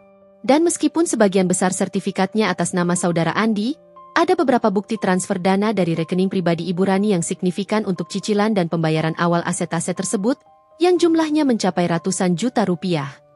Kesaksian ini secara langsung menghantam klaim pihak Andi bahwa Rani tidak punya hak karena tidak berkontribusi, dan membuktikan kontribusi finansial Rani yang nyata dalam pembentukan harta Gono Gini. Kemudian, datanglah giliran saksi yang paling dinanti, yang akan menjadi pukulan telak. Seorang mantan pegawai keuangan senior di perusahaan kontraktor Andi bernama Pak Budi. Pak Budi adalah pria paruhbaya yang dipecat secara tidak adil oleh Andi, karena menolak menuruti instruksi keuangan yang meragukan. Ia menyimpan banyak informasi internal dan dokumen sebagai pegangan. Dengan ekspresi tegang namun berani, Pak Budi mulai mengungkapkan adanya beberapa rekening bank terpisah dan aset properti lain yang tidak pernah dilaporkan sebagai harta Gono Gini. Saya tahu Pak Andi memiliki beberapa rekening giro pribadi di luar rekening utama perusahaan, yang tidak tercatat dalam pembukuan resmi sebagai aset pribadi maupun perusahaan. Jelas Pak Budi, Suaranya terdengar yakin dan disokong oleh fakta. Ia juga membeli tanah seluas 500 meter persegi di daerah puncak dan beberapa kendaraan mewah seperti mobil sport merek Eropa dan motor Harley Davidson atas nama pribadi. Namun saya bisa pastikan bahwa dana yang digunakan sebagian besar berasal dari keuntungan perusahaan yang tidak dilaporkan sepenuhnya, untuk mengelabui pajak dan juga untuk menyembunyikan aset dari istrinya yang sah, Ibu Rani. Pak Budi bahkan menyediakan beberapa salinan dokumen internal yang ia simpan, termasuk laporan keuangan bayangan, salinan kwitansi pembelian aset-aset tersembunyi, dan nomor-nomor rekening yang ia sebutkan. Salinan dokumen itu kemudian diserahkan kepada hakim sebagai bukti tambahan yang tak terbantahkan. Ruang sidang mendadak riuh dengan bisik-bisik. Suara-suara terkejut terdengar dari bangku pengunjung. Ekspresi semua orang berubah drastis. Wajah Andi mendadak memucat pasi, bahkan lebih pucat dari sebelumnya, seolah baru saja melihat hantu yang muncul dari lubang tanah. Keringat dingin mulai membasahi dahinya. Bu Lastri terlihat sangat terkejut. Matanya melotot tajam ke arah Pak Budi yang ia anggap pengkhianat. Napasnya tersengal menahan amarah yang meledak di dalam dada. Bibirnya bergetar ingin membantah namun tak ada suara yang keluar. Sementara Sita, yang duduk di belakang mereka, tampak menunduk lebih dalam, bahunya bergetar, dan ia sesekali terisak pelan, menyadari betapa rumit dan kotornya masalah yang sedang ia hadapi. Kebenaran yang coba mereka kubur dalam-dalam kini terkuak di depan umum, tanpa ampun. Om Hendra membiarkan keheningan sejenak, membiarkan informasi mengejutkan itu meresap ke benak semua yang hadir, termasuk hakim. Lalu, ia melanjutkan dengan suara penuh kemenangan, "Yang mulia, kesaksian ini menunjukkan adanya indikasi serius penyembunyian aset dan pelanggaran hukum terkait pencatatan harta, yang sangat relevan dengan pembagian harta Gonogini. Kami dengan hormat meminta pengadilan untuk memerintahkan audit keuangan menyeluruh terhadap seluruh rekening dan aset saudara Andi, baik yang tercatat atas nama pribadi maupun perusahaan, untuk memastikan keadilan bagi klien kami, Ibu Rani, dan untuk menindaklanjuti dugaan pelanggaran hukum lainnya." Hakim mencatat dengan serius, dahinya berkerut dalam. Tuduhan penyembunyian aset, apalagi yang melibatkan dana perusahaan dan indikasi penggelapan pajak, adalah hal yang sangat serius dalam kasus perceraian dan bisa berujung pada tuntutan pidana jika terbukti di kemudian hari. Palu hakim diketuk, menandakan jeda sidang untuk mendalami bukti baru ini dan memberikan waktu bagi pihak tergugat untuk menanggapi tuduhan serius tersebut. Rani menatap Andi, suaminya yang dulu ia cintai dengan sepenuh hati dan percayai seutuhnya. Di matanya kini tidak ada lagi cinta, hanya rasa jijik dan kekecewaan yang mendalam atas pengkhianatan yang berlapis-lapis.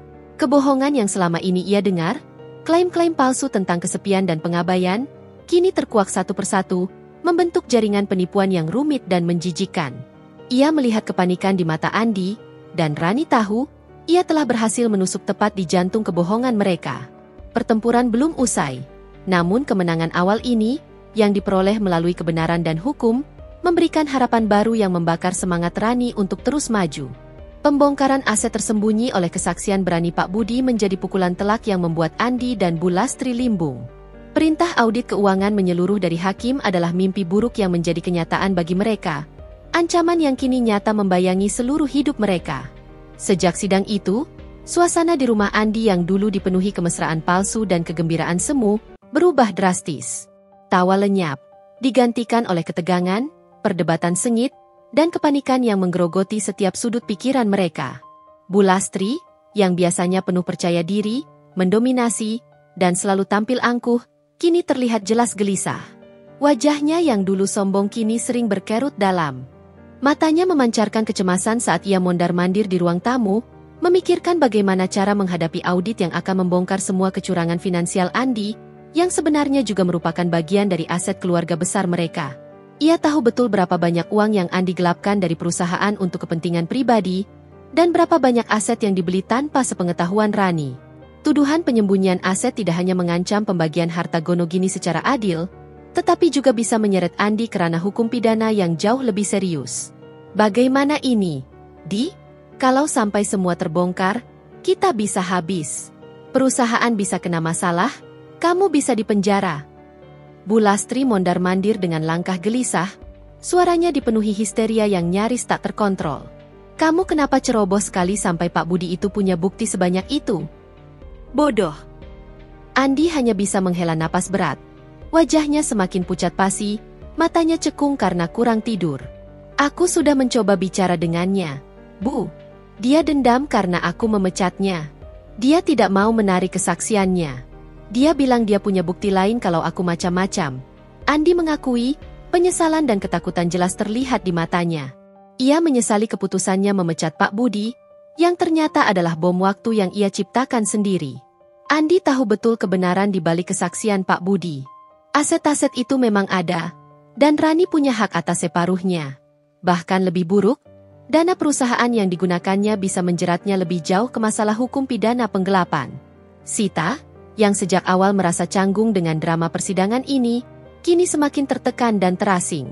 Pernikahan impiannya yang seharusnya bahagia berubah menjadi mimpi buruk yang melibatkan persidangan yang intens, tuduhan pengkhianatan yang memalukan, dan kini bahkan masalah hukum yang lebih serius yang mengancam kebebasan suaminya. Ia sering mendengar pertengkaran hebat antara Andi dan Bulastri, membahas nominal uang dan daftar aset yang akan disita oleh Rani. Kebahagiaan semuanya runtuh, tergantikan oleh ketakutan akan masa depan yang tidak pasti, yang kini terancam hancur. Ia mulai mempertanyakan keputusan Andi untuk menikahinya tanpa menyelesaikan masalah dengan Rani terlebih dahulu. Bahkan mulai membenci Bulastri yang telah menyeretnya ke dalam kekacauan ini. Mas Andi, apa kita tidak bisa bicara saja baik-baik dengan Mbak Rani? Mungkin kalau kita minta maaf dengan tulus, dia mau menarik tuntutannya. Sita pernah mencoba bertanya dengan hati-hati, di tengah suasana tegang. Andi hanya memandangnya dengan pandangan kosong dan putus asa. Sudah terlambat, Sita. Dia tidak mau kompromi. Dia hanya ingin menghancurkan kita. Dia sudah gila. Kepanikan Bulastri memuncak. Ia menyadari bahwa strategi mereka untuk membalikan fakta dan membuat Rani terlihat buruk tidak berhasil. Om Hendra terlalu cerdas, dan Rani terlalu gigih. Memiliki mental yang jauh lebih kuat dari yang mereka duga. Mereka harus mengubah taktik. Jika Rani tidak bisa dibujuk dengan kata-kata atau ditekan dengan kebohongan di pengadilan, mungkin ia bisa diintimidasi secara fisik atau mental di luar jalur hukum. Sebuah ide kotor mulai berputar di benaknya. Suatu malam, saat Rani pulang dari konsultasi terakhir dengan Om Hendra di kantornya, ia merasa diikuti. Sebuah mobil hitam mencurigakan dengan kaca gelap terlihat beberapa kali berhenti di dekat apartemen Maya, bahkan mengikuti Rani sampai ke lorong apartemen. Rani mencoba tidak panik, namun ia segera melaporkan hal ini kepada Om Hendra dan Maya. Ini bisa jadi tekanan psikologis, Bu Rani, jelas Om Hendra. Raut wajahnya serius. Mereka mencoba membuat Anda takut agar mundur. Tapi jangan khawatir, kita akan ambil langkah pencegahan. Maya, tolong pastikan Rani tidak sendirian kemana-mana, terutama di malam hari. Kita juga bisa melaporkan ini ke polisi sebagai ancaman dan percobaan intimidasi. Intimidasi tidak berhenti di situ. Rani mulai menerima pesan-pesan singkat dari nomor tak dikenal, berisi ancaman samar namun menakutkan, dan kata-kata kasar yang mencoba meruntuhkan mentalnya. Dasar wanita gila harta. Kau akan menyesal sudah mengusik hidup orang lain. Hidupmu tidak akan pernah tenang, perusak. Atau, lihat saja, kau tidak akan bisa tidur nyenyak setelah ini. Meskipun ancaman itu menimbulkan rasa takut yang merayap di malam hari, Rani justru merasakan gelombang tekad yang lebih besar. Ini membuktikan bahwa mereka benar-benar panik, terdesak, dan telah kehilangan akal sehat. Mereka telah memilih jalur kotor dan kejahatan. Itu artinya, Rani semakin dekat dengan kemenangan dan keadilan yang ia dambakan. Ia menceritakan semua intimidasi ini kepada Om Hendra. Om, saya tidak akan mundur. Ini justru membuat saya semakin yakin bahwa saya di jalan yang benar. Mereka pantas menerima konsekuensi dari perbuatan mereka, dan saya akan memastikan itu terjadi. Om Hendra tersenyum tipis, sebuah senyum bangga. Bagus, Bu Rani. Mental baja Anda adalah aset terbesar kita. Kita akan terus maju. Mereka mencoba mengintimidasi dengan cara kotor, kita akan melawan dengan hukum dan kebenaran. Ingat, keadilan akan selalu menemukan jalannya, dan kebohongan akan selalu terbongkar. Sementara itu, di sisi lain, hasil audit keuangan pendahuluan dari pengadilan mulai keluar. Angka-angka yang mengejutkan terungkap, mengkonfirmasi kesaksian Pak Budi. Ada puluhan miliar rupiah yang mengalir ke rekening pribadi Andi dan aset-aset mewah, tanah, kendaraan, bahkan investasi di luar negeri yang tidak pernah tercatat atas nama perusahaan atau pernikahan. Jaringan kebohongan yang coba mereka sembunyikan kini mulai terurai, satu persatu, menunjukkan betapa liciknya Andi dan Bu Lastri selama ini. Gelombang balasan yang Rani inginkan, kini benar-benar mulai menghantam mereka dengan kekuatan penuh, menghancurkan fondasi kehidupan palsu mereka. Hasil audit keuangan yang diminta pengadilan akhirnya keluar, dan itu adalah bencana besar yang menghantam telak Andi dan Bu Lastri. Laporan setebal ratusan halaman itu mengungkap detail mengerikan dari manipulasi finansial yang telah mereka lakukan selama bertahun-tahun. Rekening-rekening tersembunyi di berbagai bank, aliran dana gelap dari perusahaan ke rekening pribadi Andi untuk pembelian aset mewah seperti tanah di puncak yang sangat luas, beberapa unit ruko di pusat kota, dan koleksi mobil-mobil sport mahal, serta jumlah dana yang digelapkan dari perusahaan. Semuanya tercatat dengan rinci dan dilengkapi dengan bukti transaksi yang kuat dan tak terbantahkan. Jumlah aset yang semula diperkirakan Rani ternyata jauh lebih besar, mencapai angka yang fantastis, bahkan melebihi ekspektasi Om Hendra. Di sidang berikutnya, suasana di ruang sidang menjadi tegang dan mencekam, seolah udara pun ikut membeku. Rani duduk tegak di kursinya, tatapannya dingin dan fokus. Om Hendra, dengan tenang namun penuh otoritas, mempresentasikan laporan audit itu di hadapan hakim dan semua yang hadir. Ia menjelaskan setiap poin temuan, menunjukkan bagaimana Andi telah menyalahgunakan posisinya sebagai direktur perusahaan, memindahkan dana perusahaan ke rekening pribadi untuk keuntungan dirinya sendiri, dan bagaimana Bu Lastri turut serta menikmati hasil dari tindakan ilegal tersebut, bahkan terlibat dalam pembelian beberapa aset. Yang Mulia Hakim, kata Om Hendra, suaranya lugas dan jelas, bukti audit ini secara terang-benderang menunjukkan adanya penyembunyian aset secara masif dan dugaan kuat penggelapan dana perusahaan yang dilakukan oleh saudara Andi. Dana ini, Yang Mulia, seharusnya menjadi bagian dari keuntungan perusahaan yang sah. Dan secara implisit, juga bagian dari harta gonogini klien kami, Ibu Rani. Kami meminta agar seluruh aset yang terungkap dalam laporan audit ini dimasukkan dalam perhitungan harta gonogini untuk dibagi secara adil. Lebih dari itu, Yang Mulia, mengingat skala dan sifat penggelapan dana ini, kami juga meminta pengadilan untuk merekomendasikan kepada pihak berwajib untuk melakukan penyelidikan dan penuntutan pidana terpisah terkait penggelapan dana ini terhadap saudara Andi. Permintaan Om Hendra untuk mempertimbangkan tuntutan pidana itu membuat suasana semakin dingin. Ruangan hening sesaat, hanya suara detak jam dinding yang terdengar jelas. Wajah Andi mendadak pucat pasi, seperti mayat hidup. Tubuhnya gemetar hebat, ia tampak benar-benar hancur. Menyadari bahwa ia kini berada di ujung tanduk, terancam jeruji besi. Bu Lastri tampak syok. Matanya melebar tak percaya, seolah dunia akan runtuh di hadapannya. Ia mencoba berteriak, namun suaranya tercekat di tenggorokan. Sita, yang duduk di belakang mereka, kini bukan lagi terisak pelan, melainkan menangis terisak-isak, menyadari bahwa ia telah menikahi seorang pria yang akan segera menghadapi masalah hukum yang sangat serius, yang mungkin akan menghancurkan masa depannya juga. Pengacara Andi, dengan wajah tegang dan putus asa, mencoba membantah. Yang Mulia, laporan audit ini tidak akurat. Ini hanya fitnah. Laporan ini terlalu prematur dan belum diverifikasi secara independen. Namun, bantahan mereka lemah dan tidak didukung bukti, terutama setelah kesaksian Pak Budi yang telah memberikan dasar kuat bagi dilakukannya audit dan meyakinkan hakim. Hakim, setelah menimbang semua bukti dan kesaksian dengan cermat, akhirnya memutuskan. Suara palu yang diketuk terdengar nyaring, memecah keheningan yang mencekam. Berdasarkan bukti-bukti yang telah disampaikan, termasuk laporan audit keuangan yang telah diverifikasi oleh auditor independen yang ditunjuk pengadilan menemukan indikasi kuat adanya penyembunyian aset dan pelanggaran hukum terkait penggunaan dana perusahaan oleh saudara Andi, ucap hakim dengan suara tegas dan berwibawa, menatap langsung ke arah Andi. Oleh karena itu, pengadilan mengabulkan permohonan penggugat untuk memasukkan seluruh aset yang terungkap dalam laporan audit, termasuk properti, kendaraan mewah, dan dana di rekening tersembunyi, ke dalam perhitungan harta gonogini untuk dibagi rata.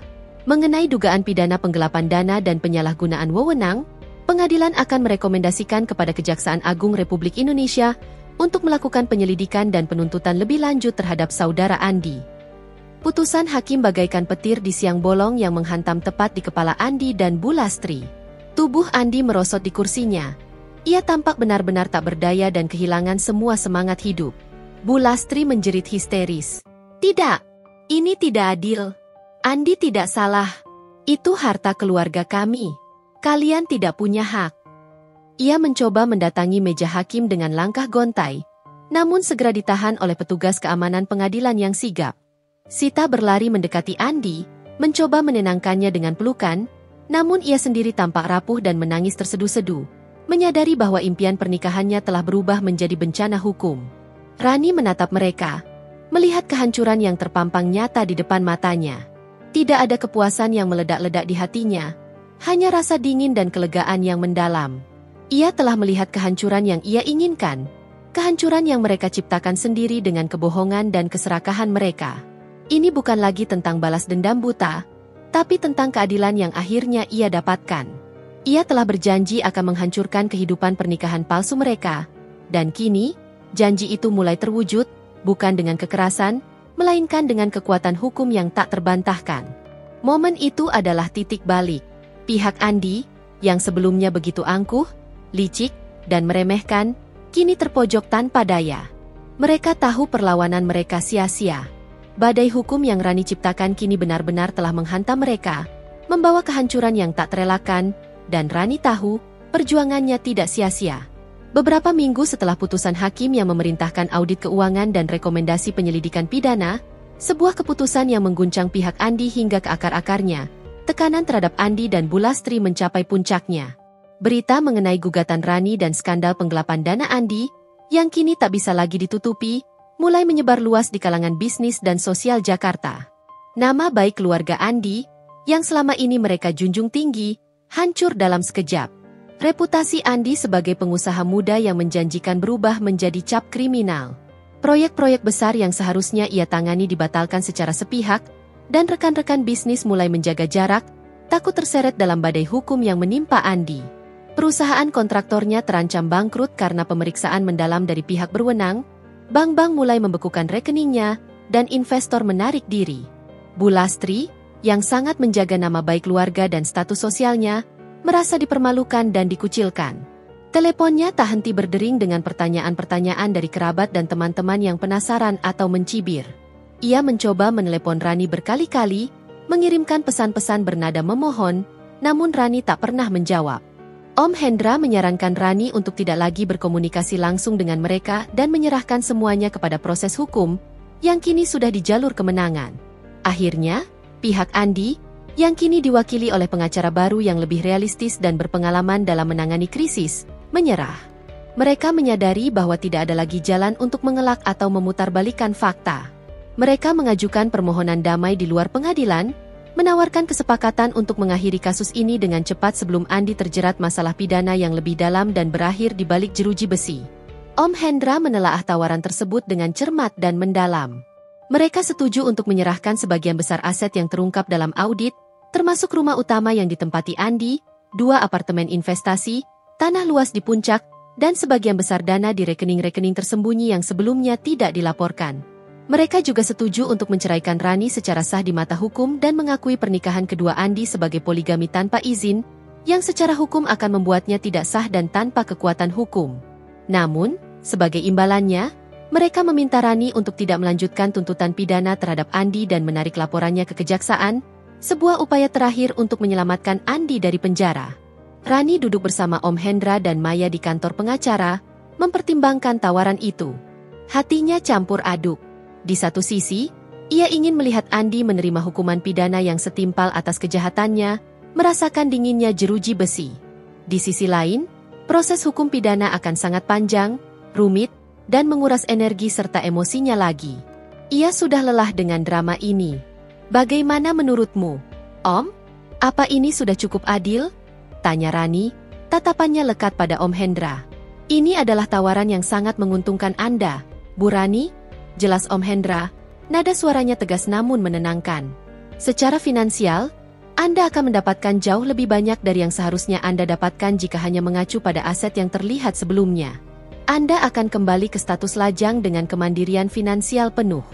Secara hukum, Anda akan resmi bercerai dengan hak-hak Anda terpenuhi secara maksimal, dan pernikahan kedua Andi secara hukum tidak akan diakui. Mengenai tuntutan pidana, itu sepenuhnya ada di tangan Anda. Memang ada kepuasan melihat mereka dihukum, tapi prosesnya akan sangat menguras tenaga, waktu, dan emosi Anda lagi. Anda harus mempertimbangkan apa yang terbaik untuk masa depan Anda. Maya memegang tangan Rani, memberinya kekuatan. Ran, kamu sudah berjuang sangat keras. Kamu sudah menunjukkan pada mereka siapa kamu sebenarnya. Bahwa kamu bukan wanita lemah yang bisa diinjak-injak. Kamu sudah mendapatkan keadilan yang kamu inginkan. Mungkin ini saatnya untuk fokus pada dirimu sendiri. Pada masa depanmu yang cerah. Biarkan mereka dengan karma mereka. Maya tahu Rani sudah terlalu banyak berkorban. Rani berpikir keras. Ia telah memenangkan pertempuran besar. Ia telah menyingkap kebohongan dan membuat mereka terpojok hingga tak bisa berkutik. Kini, Andi akan kehilangan hampir semua asetnya yang berjumlah puluhan miliar, dan reputasinya hancur lebur. Sita, yang menikahi Andi karena janji kemapanan dan gaya hidup mewah, kini harus menghadapi kenyataan pahit hidup bersama pria yang hampir bangkrut dan selalu dihantui ancaman hukum. Bu Lastri juga menanggung malu seumur hidupnya. Nama keluarganya tercoreng, dan ia kehilangan kendali atas anak serta hartanya. Rani menyadari bahwa kehancuran yang ia inginkan sudah terjadi, bahkan tanpa Andi harus masuk penjara. Mungkin ini adalah keadilan yang paling pahit bagi mereka. Kehilangan segalanya, harta, kehormatan, dan kebahagiaan palsu, tanpa harus mendekam di balik jeruji besi. Itu adalah hukuman yang jauh lebih kompleks dan berjangka panjang.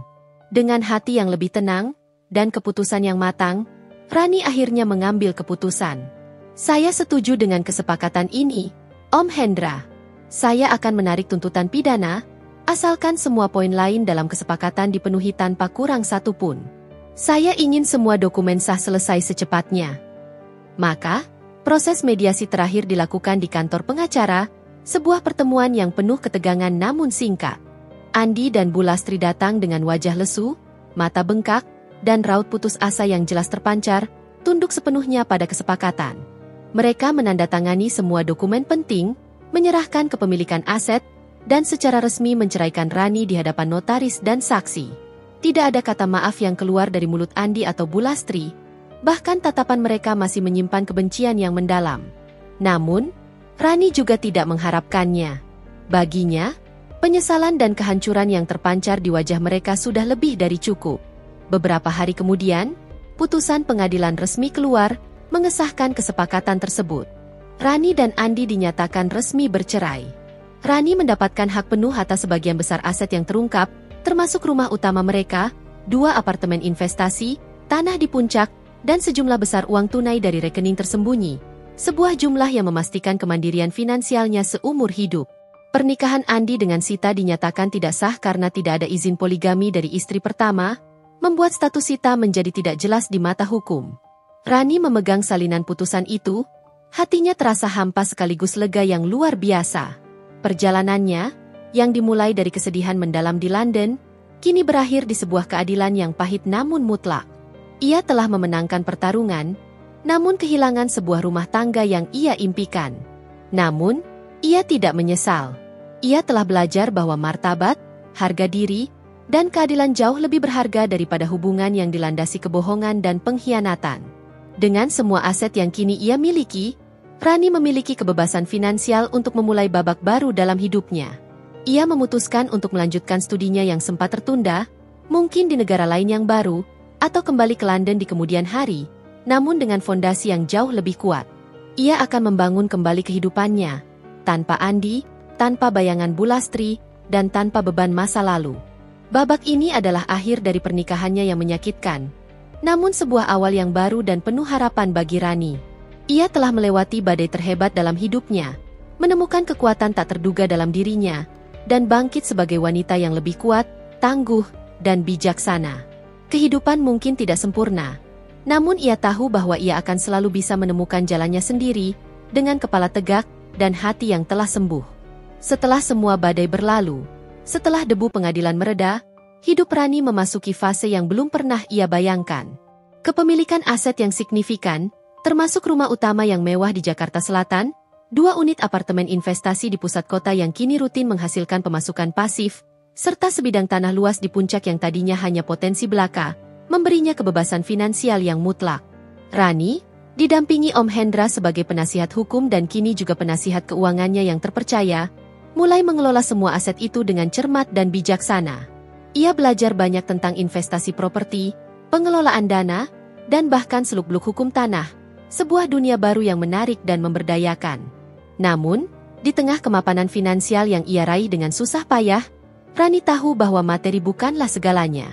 Hatinya, meski sudah sembuh dari luka sayatan pengkhianatan yang dalam, masih butuh waktu untuk pulih sepenuhnya.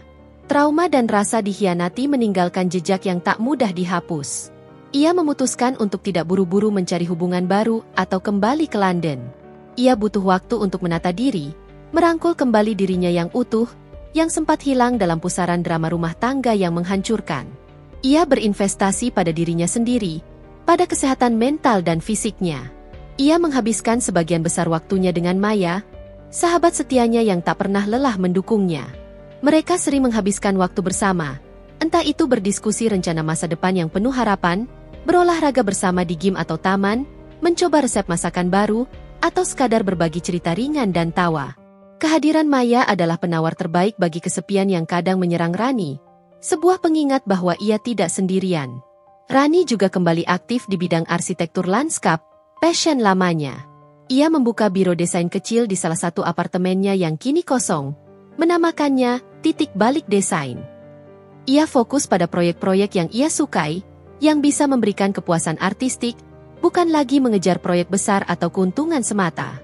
Klien-klien datang berkat reputasinya yang kini dikenal sebagai arsitek lanskap berbakat dan mandiri. Setiap desain taman yang ia buat, setiap detail lanskap yang ia rancang, adalah representasi dari proses penyembuhan dirinya. Ia menyalurkan emosinya, rasa sakit, harapan, dan tekad ke dalam karyanya, menciptakan keindahan dari reruntuhan yang pernah ia alami. Karyanya kini berbicara lebih banyak tentang ketahanan dan pertumbuhan. Suatu hari, saat Rani sedang mengawasi proyek desain taman di sebuah kompleks perumahan elit di Jakarta Selatan, ia bertemu dengan seorang pria bernama Ardi. Ardi adalah arsitek bangunan utama yang bertanggung jawab atas proyek itu, seorang pria berusia awal 40-an yang memiliki aura tenang namun cerdas. Ia ramah, memiliki wawasan luas, dan memiliki selera humor yang bagus yang sering membuat Rani tersenyum. Mereka sering berdiskusi tentang desain, seringkali berakhir dengan perdebatan kecil yang menyenangkan tentang fungsi dan estetika bangunan serta lanskap. Ardi tidak pernah mencoba mengungkit masa lalu Rani atau bertanya tentang pernikahannya. Tetapi ia selalu menjadi pendengar yang baik, memberikan dukungan tanpa harus mengucapkan kata-kata. Perlahan, tanpa disadari, Rani mulai merasakan percikan kecil yang sudah lama mati di dalam hatinya. Bukan percikan cinta yang membara seperti dulu dengan Andi, melainkan sebuah kehangatan nyaman, rasa aman, dan ketulusan yang menenangkan. Ada potensi benih baru yang tumbuh perlahan. Di sisi lain, kehidupan Andi dan Bulastri hancur berantakan dalam arti yang sesungguhnya. Perusahaan kontraktor Andi mengalami kebangkrutan total setelah audit keuangan yang teliti dan penyelidikan yang terus berlanjut dari pihak berwenang. Aset-aset mereka yang tersisa disita dan dijual untuk membayar hutang perusahaan, menutupi kerugian proyek yang mangkrak, dan juga sebagai bagian dari pembagian harta Gonogini dengan Rani. Andi yang dulu sombong dan congkak karena kekayaannya, kini hidup prihatin di sebuah kontrakan kecil. Pekerjaannya tidak lagi menjanjikan, dan ia harus menanggung beban malu yang tak berkesudahan di lingkungan sosialnya. Banyak teman dan relasi bisnisnya menjauh. Hubungannya dengan Sita juga merenggang drastis. Sita, yang awalnya terpikat dengan kemapanan dan gaya hidup mewah Andi, tidak sanggup menghadapi kenyataan pahit ini dan tekanan sosial. Setelah beberapa kali pertengkaran sengit tentang kesulitan ekonomi dan tuduhan Sita bahwa Andi telah menipunya tentang kondisi keuangannya, ia akhirnya memilih meninggalkannya, mencari kehidupan yang lebih stabil. Bulastri, dengan nama baik yang tercoreng dan keuangan yang terpuruk, kini hanya bisa meratapi nasibnya yang suram di hari tua. Ia sering terlihat sendirian dan tatapan matanya kosong. Mereka memang tidak dipenjara secara fisik, namun kehilangan segalanya. Harta, kehormatan, status sosial, dan bahkan kebahagiaan palsu adalah hukuman yang jauh lebih berat bagi mereka, sebuah neraka pribadi yang mereka ciptakan sendiri.